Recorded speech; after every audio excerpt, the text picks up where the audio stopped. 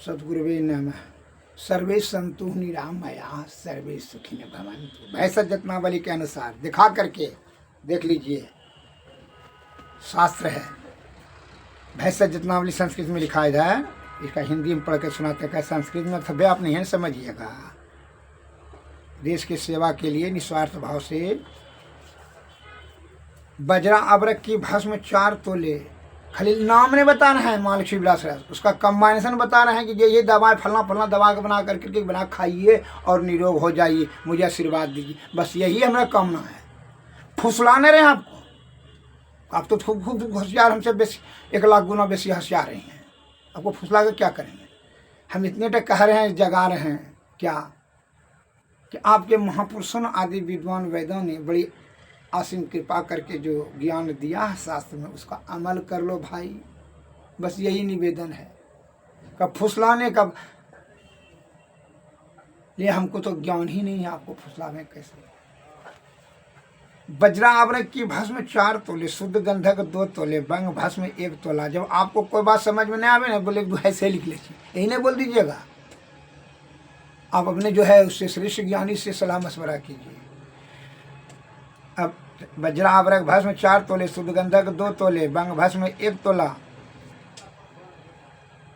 शुद्ध पारा 6 माह से, हरताल 6 माह से, ताम्रमस 3 माह से, कपूर 6 माह से, तथा जावित्री जायफल 6 माह से, विधारे के बीज, धतूरे के बीज, प्रत्येक की 1-1 कर्ष और सोने की भस्म 4 माह से, सबको एकत्र कूट पीस करके पान के रस के द्वारा खरल करके 2 रत्ती की गोलियां बना ले में। यह रस शनिपात से उत्पन्न हुए घोर रोग, बात पित्त कफ और दुंदज आदि 4 प्रकार के विकारों से उत्पन्न हुए रोगों को नष्ट करता है। इस पर किसी प्रकार का परहेज नहीं है। यह 18 प्रकार के कोड़, 20 प्रकार के परमे, नासुर, घोरवर्ण, मूत्रकृच, भगंदर, फैलेरिया, कफ, बात जन्य रोग, रक्त और मांसागत रोग, मेदोगत रोग, धातुगत, कुल परंपरा से होने वाले बहुत पुराने रोग, गले के रोग, सूजन, अंतविधि, दारुण, अतिसार, सब प्रकार के आम बात, जीवाश्म, गलग्रह, उदर, कर्ण, नासिका, नेत्र और मुख के रोग, खांसी, पिनस, राजक्षमा, बवासीर, अस्थूल, दुर्गंध, सब प्रकार के सिर, स्थूल और स्त्रियों के सब रोगों को बहुत शीघ्र दूर करता है। प्रतिदिन प्रातः काल जठराग्नि के बलानुसार इसकी 1-1 गोली भक्षण करें और दूध, मांस, पिट्ठी, दूध, दही, जल, मट्ठा, मदरा और सिधु नामक काजी, इनको अनुपान सेवन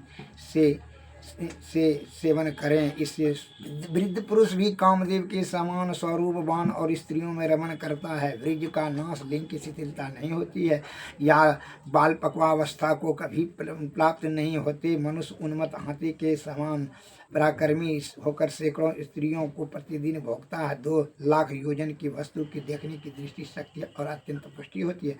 इस महालक्ष्मी विलास रस का नामक प्रयोग राज महात्मा नारद ने जगतपति भगवान कृष्णचंद्र से वर्णन किया है। इसी के प्रताप से भगवान कृष्णचंद्र 1 लाख स्त्रियों में सर्वप्रिय हुए थे।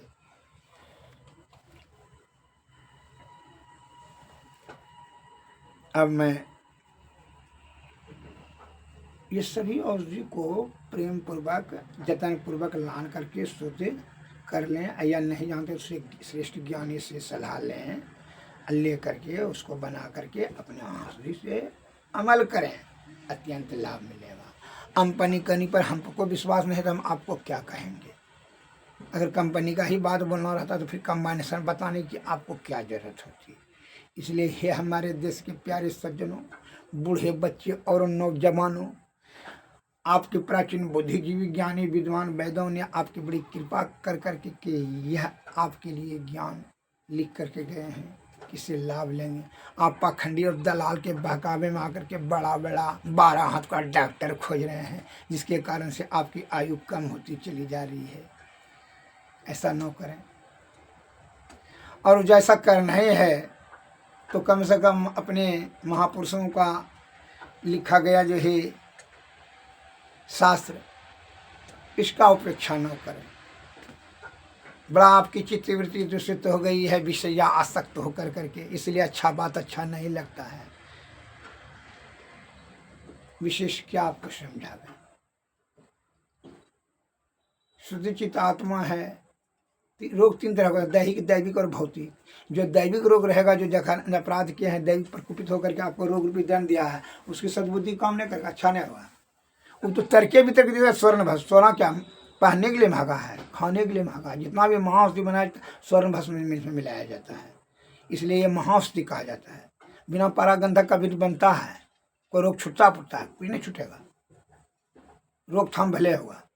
अतः महाऔषधि का प्रयोग करें, तब अत्यंत लाभ मिलेगा, तत्व पूर्ति हो जाएगा शरीर में। सतगुरुवे नमः।